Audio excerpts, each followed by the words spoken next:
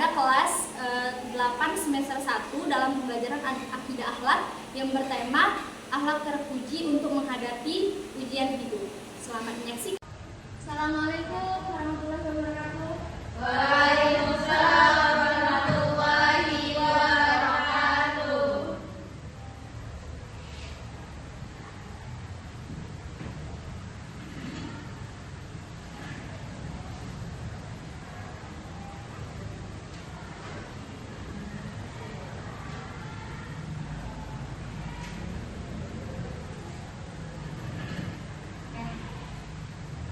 Sudah siap belajar? Siap. Assalamualaikum warahmatullahi wabarakatuh. Waalaikumsalam warahmatullahi wabarakatuh. Apa kabar anak-anak semua? Alhamdulillah, luar biasa. Allahu Akbar. Oke.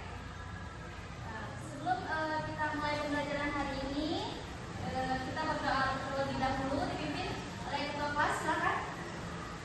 Berdoa mulai. Bismillahirrahmanirrahim. Rabbi shrahli sadri wa yassir li amri wahlul 'uqdatam min lisani yafqahu qawli. Rabbi zidni ilma warzuqni fahma. Amin. Oke, Ibu absen dulu ya. Ya Bu. Septi Rizky, hadir Bu. Iska, hadir Bu. Nova, hadir Bu. Cecil, hadir Bu. Arini, tidak hadir. Kenapa? Sakit. Oke, hadir semua. Oh, ada Rahma. Siapa tadi? Arini ya? Ya. Aku belum dulu. Oh, siapa tadi? Rahman. Oh iya. Oke. Berarti cuman hari ini yang nggak masuk ya?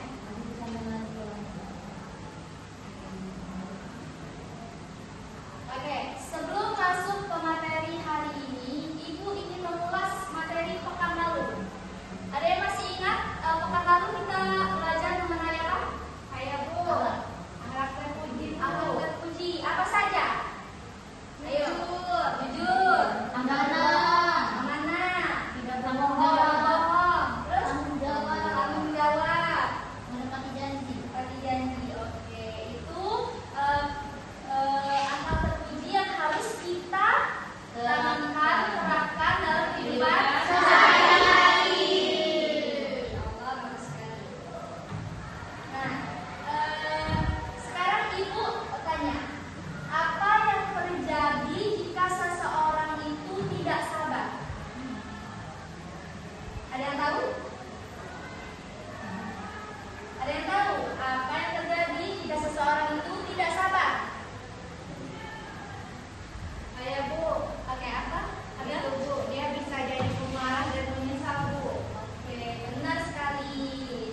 Nah, ini berkaitan dengan materi kita hari ini. Jadi hari ini kita belajar tentang akhlak terpuji dalam menghadapi ujian hidup. Oke anak-anak, di sini Ibu ada mind mapping tentang 5 akhlak terpuji dalam menghadapi ujian hidup yang kita pelajarin. Yang pertama ada ikhtiar. Jadi ikhtiar itu adalah berusaha dengan sungguh-sungguh untuk mencapai tujuan yang kita inginkan. Nah, di sini contoh ikhtiar itu ada belajar dengan giat, berlatih dengan tekun, mengerjakan tugas dengan sungguh-sungguh dan bekerja keras. Lalu yang kedua ada apa? Tawakal. Nah, jadi tawakal ini adalah berserah diri kepada Allah setelah berusaha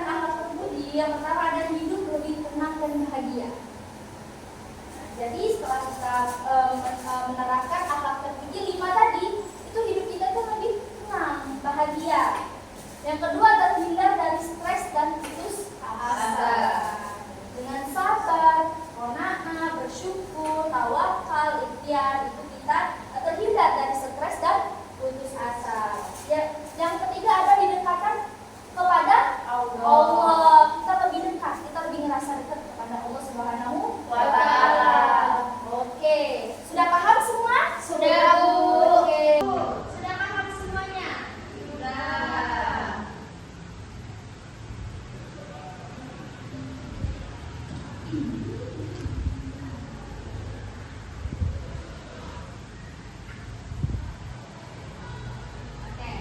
kalau sudah paham, di sini Ibu kasih contoh. Contoh studi kasus. Seorang, dengerin baik-baik ya. Ya Bu.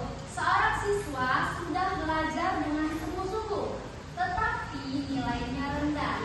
Ia marah, tidak sabar dan tidak bersyukur. Apa pendapat kalian terhadap kasus ini? Ada yang bisa jawab? Oke, kalau sudah paham, di sini Ibu kasih contoh. Contoh studi kasus.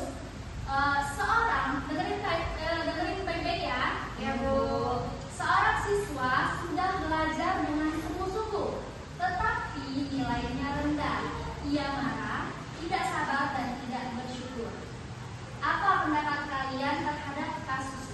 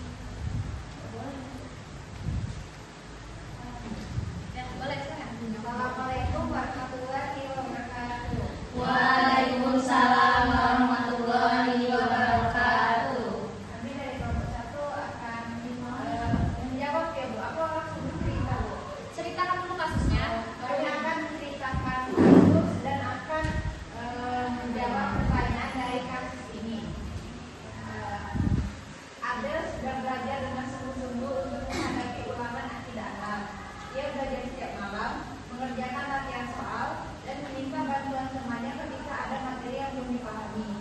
Namun saat hasil ulangan dibagikan, nilainya masih belum memuaskan. Abel merasa sangat kecewa, dia marah dan menyalahkan soal yang dianggap terlalu sulit. Dia juga berkata bahwa belajar keras ternyata sia-sia dan merasa iri dengan temannya yang mendapatkan nilai yang tinggi. Jadi di sini pertanyaannya, sikap apa yang belum dimiliki Abel? Jadi sikap yang belum dimiliki Abel itu sabar, tawakal, syukur, dan qanaah. Karena dia kecewa, marah, dan iri. Terus solusinya itu tetap ikhtiar, tawakal, sabar, syukur, dan Oke, beri tepuk tangan dulu. Ada yang memberi tanggapan atau saran? Gak ada ya? Oke, selanjutnya kelompok 2.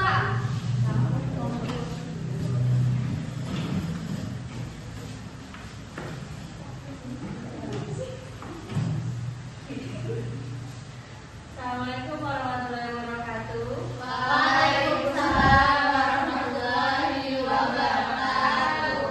Perkenalkan kami kelompok 2. Jadi ciri kasusnya itu Nova sangat ingin memiliki tas baru seperti milik temannya.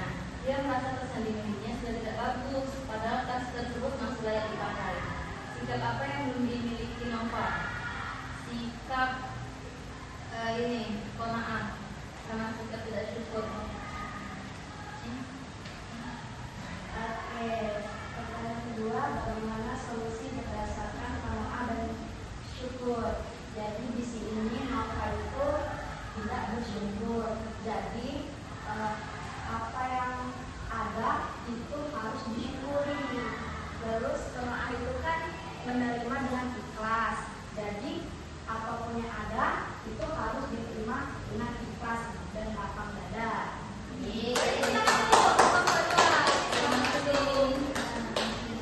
Kelompok terakhir, teman mempresentasikan. Baiklah, kami dari kelompok 3 akan mempresentasikan sebuah studi.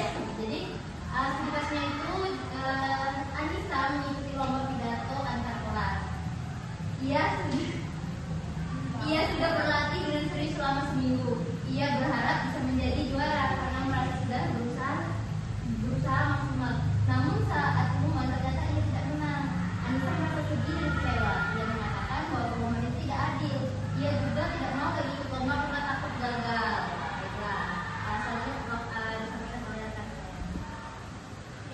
Apa masalah dalam cerita tersebut? Anissa tidak memiliki sifat qanaah, tidak bersyukur dan kurang bersabar. Nah, bagaimana solusi berdasarkan ikhtiar, tawakal, dan sabar? Tadi dari sudah dijelaskan mengajarkan usaha yang sungguh-sungguh. Setelah ini, Anissa harus belajar dengan lebih bersungguh-sungguh lagi, dan tawakal tadi kan berserah diri kepada Allah.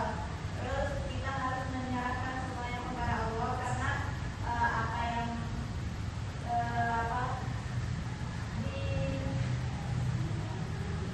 yang terjadi itu tidak sudah diatur sama Allah Subhanahu Wa Taala. Kita harus bersabar, menahan diri saat menghadapi ujian. Bisa lebih bersabar lagi. Mungkin ke depannya akan mendapatkan hal yang lebih baik lagi. Benar itu, Bu. Beri aplaus dulu. Oke, presentasinya semuanya bagus. Paham semua ya berarti? Paham. 5 akhlak terpuji untuk menghadapi ujian di hidup. Ada ikhtiar, tawakal, sabar, syukur, qanaah. Oke.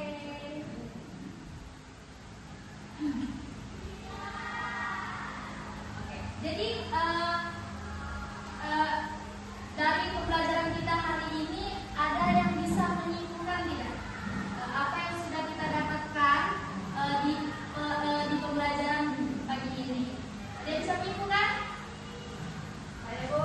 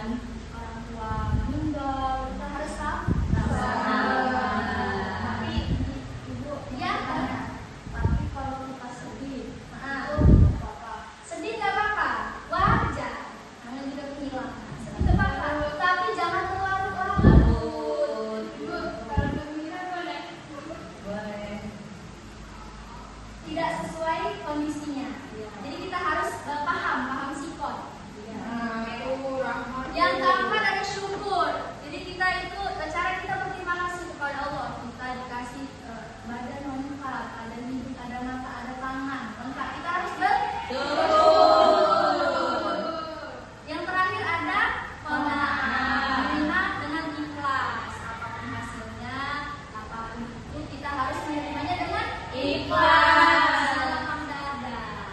Oke. Udah paham ya semuanya? Sudah, Bu.